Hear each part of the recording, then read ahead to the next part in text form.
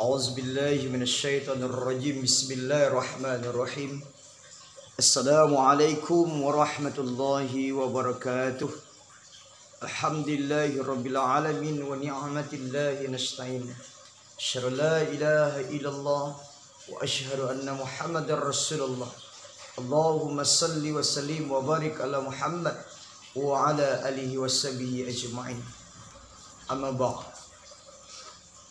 Syukur alhamdulillah kita panjatkan puja dan puji kehadirat Allah Ta'ala Zat Wajibal Wujud yang telah memberikan kepada kita suatu kesehatan dan kesempatan. InsyaAllah mudah-mudahan jauh tak berantara, dekat tak bersentuhan. Kita selalu mendekatkan diri kepada Allah, takarrub ilallah. Allah maha segalanya, Allah maha bijaksana, Allah maha berhidayah. Mudah-mudahan kita mendapatkan satu hidayah yang sangat besar untuk memperjuangkan agama Allah ini. Salawat dan salam kepada junjungan Nabi kita Muhammad sallallahu alaihi wasallam. Dan ucapan Allahumma salli ala Muhammad atau Allahumma salli ala Sayyidina Muhammad. InsyaAllah kita akan selalu mendapat syafaat nanti di yaumil mahsyar. Ketika itu tidak ada pertolongan siapapun kecuali pertolongan amal ibadah dan pertolongan Rasulullah. Marilah kita sama-sama memperbanyak salat kepadanya dengan izin Allah Ta'ala, dengan sayangnya kita kepada Rasulullah dan cinta kita kepada Rasulullah, dengan Allahumma salli ala Muhammad wa ala alihi washabihi ajma'in. Di sini pembahasan kita adalah bi ahkamis syar'iyyah khamsatun. Hukum syariah itu ada 5. Kita tahu bahwasanya yang pertama al-fardu, yang kedua ada al-haram, yang ketiga adalah an-nada, al-mandubu, dan yang keempat ada al-makruh, yang kelima al-mubah. Al-fardu wajib.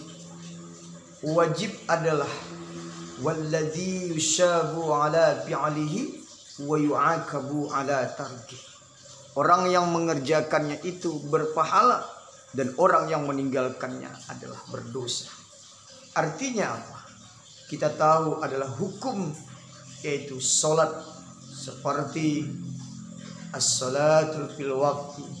Salat itu pada waktunya. Rasulullah mengatakan, ra'aitu kama usalli. Lihatlah kamu bagaimana aku salat. Artinya apa yang dilakukan oleh Rasulullah, bagaimana yang dilakukan Rasulullah, begitu yang kita lakukan. Nah, di dalam sunnah Rasulullah kita tidak boleh saling menyalah-nyalahkan. Apapun yang dilakukan oleh Rasulullah, apapun yang dilakukan oleh para sahabat, kita tahu, kita mengambil sebuah contoh dari Rasulullah, dari para sahabat, dari tabi'in wa tabi'in, dan sampai kepada para ulama-ulama. Al-ulama warasatul anbiya, ulama adalah pewaris Nabi. Kita tahu, kita sadar, Nabi Muhammad tidak pernah meninggalkan suatu pekerjaan, sesuatu perintah Allah, dan warisnya daripada Nabi Muhammad itu bukan harta. Yang diwariskan oleh Nabi Muhammad itu bukan tahta. Yang diwariskan oleh Nabi Muhammad itu bukan kekayaan, tetapi yang diwariskan oleh Nabi Muhammad SAW itu adalah para ulama. Nah, ulama yang harus kita panuti, hukum-hukum yang harus kita ikuti. Lain dan tidak bukan adalah imam mazhab. Bisa saja kita mengikut kepada Imam Ja'far, bisa kita mengikuti Imam Maliki, bisa kita mengikuti Imam Hambali, bisa kita mengikuti Imam Syafi'i, bisa saja kita mengikuti Imam Hanafi. Tergantung di mana mazhab yang akan kita yakini. Ketika kita katakan tidak dilakukan oleh sunnah Rasulullah, tidak dilakukan perbuatan Rasulullah, semuanya akan ditilik dan diambil hukum-hukum itu daripada imam-imam mazhab. Nah, Di sini pembahasan kami adalah masalah fardu yang diwajibkan oleh Allah Ta'ala, yang sekarang yang fardu ini tidak tahu dan tidak mengerti dan tidak bisa, kadang-kadang masyarakat meletakkan. Yang sunat dia fardukan, yang fardu ia sunatkan. Fardu hukumnya ya fardu, sunat hukumnya ya sunat, makruh hukumnya makruh, mubah hukumnya mubah, haram hukumnya haram. Momen sekarang yaitu adalah masalah kurban. Allah mengatakan di dalam Al-Quran, Bismillahirrahmanirrahim, Inna a'tainakal kausar fasholli lirabbika wanhar. Sesungguhnya Allah telah memberikan nikmat yang banyak kepada kamu, maka solatlah kamu, fasholli lirabbika wanhar, solatlah kepada Tuhan dan kamu tersebut berkurbanlah. Nah, kurban itu hukumnya sunnah, tetapi di dalam masyarakat seolah-olah itu sunnah, seolah-olah diwajibkan. Kenapa kami sampaikan demikian? Ketika ia katakan tidak berkurban, apabila mereka tersebut tidak berkurban, maka mereka tersebut menganggap bahwasanya dirinya tersebut meninggalkan sesuatu kewajiban kepada Allah. Padahal kurban itu Allah mengatakan sunat hukumnya bagi orang yang sudah banyak nikmat rezeki. Apabila mereka tersebut tidak mau berkurban, maka Allah menganjurkan. Pembahasan ini yang kami sampaikan kepada kita bersama, bahwasanya ini dicontohkan oleh Nabi Ibrahim alaihissalam kepada Nabi Ismail yang diperintah oleh Allah Subhanahu wa taala, sampai di mana tingkat keikhlasan Nabi Ibrahim bertuhan kepada Allah, betul-betul karena Allah, sehingga diuji oleh Allah Ta'ala dengan anaknya sendiri yang akan ia harus sembelih. Tetapi karena keikhlasan Nabi Ibrahim, karena puncak tawakalnya kepada Allah, maka ia siap menyembelih anaknya sendiri. Tapi dengan pertolongan Allah, maka digantilah dengan seekor kambing kibas. Artinya kita berkurban itu adalah tujuannya adalah lain tidak bukan ikhlas. Kenapa kami katakan mencampur adukkan sebuah hukum masalah kurban? Ada sebagian masyarakat menyampaikan seperti ini. Bagaimana itu Bu ya? Ada pertanyaan dengan kita. Apakah betul orang yang berakikah, orang yang berkurban, orang yang naik haji, ketika dia belum berakikah maka tidak bisa berkurban, ketika dia belum berkurban maka dia tidak bisa naik haji? Jawabannya, hukum tidak boleh dicampur adukkan. Akikah, kurban, haji. Rasulullah mensunahkan akikah bagi anak yang baru lahir di 7 hari baru lahir. Kurban di waktu hari tasyrik, di waktu 10 Zulhijjah, 11, 12 dan 3. Sudah ditentukan waktunya. Akikah boleh 7 hari setelah lahir. Nah, bolehkah kita berakikah di waktu bulan Zulhijjah? Boleh. Bolehkah kita berakikah di waktu tasyrik? Boleh. Nah, masalah akikah dan kurban, masalah haji tadi, berakikah sajalah, berkurban sajalah, naik haji. Bagi yang mampu, dan jangan menjadikan sebuah batas-batas bahwasanya apabila tidak berakikah maka tidak bisa berkurban, apabila tidak bisa berkurban maka tidak bisa naik haji. Ini yang pertama akan kami sampaikan. Yang kedua, persoalan di masyarakat hukum yang terjadi ketika mereka itu berakikah, ketika mereka itu berkurban. Kebetulan pas waktu di bulan Zulhijjah itu dia pun mempunyai perencanaan dengan niat berpesta atau berakikah. Lalu mereka berakikah di situ di ketika pesta tersebut.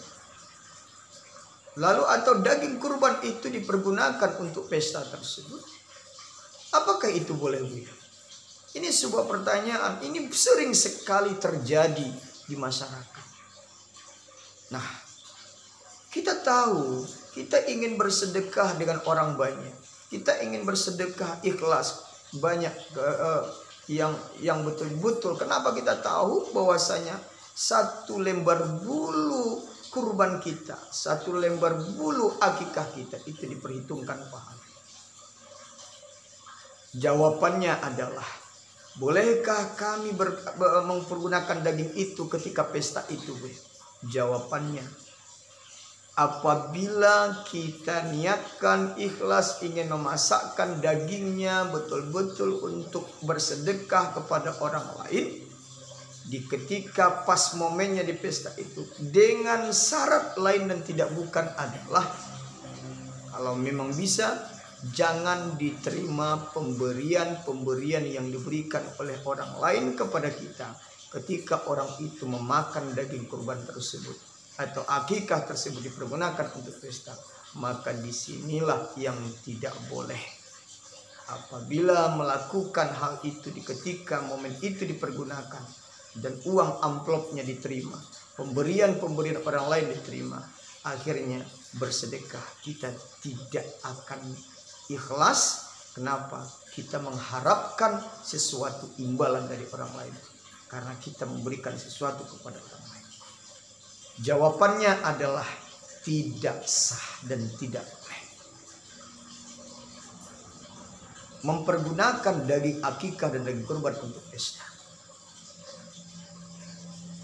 Nah, seandainya umpamanya tidak kita terima pemberian orang lain, cuma hanya berniat saja untuk bersedekah daging, boleh. Nah, setelah itu, ketika ada juga orang berkorban, Masya Allah, kalau terjadi kadang-kadang kita di Sumatera Barat ini atau kita di daerah bagian-bagian yang lain dimanapun, kadang-kadang ada sebagian mereka berkorban, akan lebih banyak mereka tersebut. Kadang-kadang dibawa pulang, bukan dibagi-bagikan, dibawa pulang lalu dimasak di rumah. Imam Syafi'i menyampaikan, boleh kita memakan daging kurban itu, tetapi cuma hanya sekali makan saja. Itu dibagikan ke semuanya. Ini kadang-kadang Masya Allah 10 kilo di rumahnya, kadang-kadang 1 minggu pun rendang itu tidak habis di rumahnya. Dengan alasan dia berkurban, daging itu adalah tujuannya adalah berkurban ikhlas karena Allah Ta'ala. Maka daripada itu kami sampaikan bahwasanya kurban itu, hukum kurban itu adalah sunat.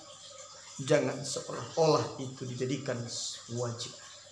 Tetapi ketika kita sudah mampu, Allah memperintahkan kita, dan apabila kita tidak mau mengeluarkan sebagian daripada harta kita bersedekah kepada orang lain, Allah mengatakan di dalam Al-Quran, la in syakartum la azidanakum wa la in kafartum inna azabi lasyadid. Orang yang mau mensyukuri nikmat, mensyukuri itu artinya berbagi dengan orang lain. Dan apabila ia mau berbagi dengan orang lain, maka mereka akan ditambah oleh Allah Ta'ala apa yang diberikan Allah kepadanya. Dan apabila mereka tidak mau mensyukuri nikmat Allah, ingat, Allah akan memperlihatkan azab-azabnya.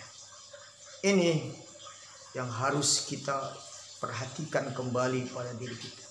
Nah, kurban tersebut ikhlas, amal ikhlas, tidak bisa menyelam sambil minum air. Serahkanlah semuanya itu, kurban kita itu, untuk lain dan tidak bukan bekal kita di akhirat. Kenapa? Wal akhiratu khairu wa abqa. Sebaik-baik daripada kehidupan itu adalah akhirat. Untuk tabungan akhirat, investasi kita akhirat. Tujuan kita lain tidak bukan adalah untuk kita berlomba-lomba, fastabiqul khair, berlomba-lomba untuk mencari jalan Allah, berlomba-lomba untuk kebaikan. Khairun nas wa yanfa'un nas. Sebaik-baik manusia itu adalah bermanfaat bagi manusia. Artinya yang kami sampaikan pada saat sekarang ini, berkurban itu dengan bahasa kalimatnya adalah belum dikatakan seseorang itu kaya apabila mereka belum bisa membagikan atau belum dinikmati oleh orang lain. Dengan kalimat artinya belum seseorang itu dikatakan berhasil sebelum keberhasilannya itu dinikmati oleh orang lain. Inilah bapak-bapak, artinya hukum agama yang harus kita jalani, yang harus kita kerjakan, harus dengan ilmu, bukan hanya melakukan sesuatu hal itu dengan hasil pemikiran-pemikiran yang bukan melalui hukum-hukum agama. Akhirul kalam ini, assalamualaikum warahmatullahi wabarakatuh.